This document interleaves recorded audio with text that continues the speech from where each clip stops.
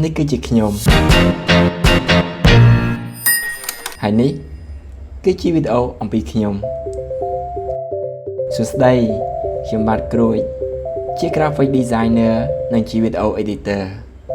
ខ្ញុំមានកម្ពស់ 1.8 ម៉ែត្រសម្បុរខ្មៅស្អែមសក់រួញមុខវែងភ្នែកស្លក់តែស្មោះសាហាវ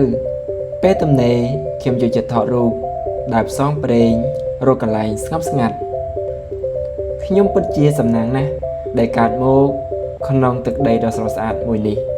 ហើយមានមិត្តភ័ក្តិល្អៗនិងគ្រួសារដ៏ស្រស់ស្អាតខ្ញុំចង់ស្វែងយល់អ្វីថ្មីចង់ឃើញអ្វីថ្មីនិងចង់សាកល្បងរឿងថ្មីជានិច្ចខ្ញុំគិតថាថ្ងៃណាមួយអ្នកទាំងអស់គ្នាអាចមើលខ្ញុំនៅក្នុង channel ដ៏តូចមួយនេះវាជាអ្វីដែលខ្ញុំអាចចែករំលែកទាំងស្នាមញញឹមបទពិសោធន៍និងរឿងរ៉ាវជីវិតកន្លងមក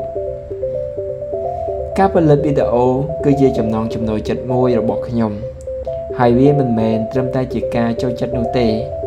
តែវាជាការចូលរួមផ្សព្វផ្សាយចែករំលែកទៅកាន់មនុស្សគ្រប់គ្នាឲ្យបានស្គាល់ទីកន្លែងទាំងនោះ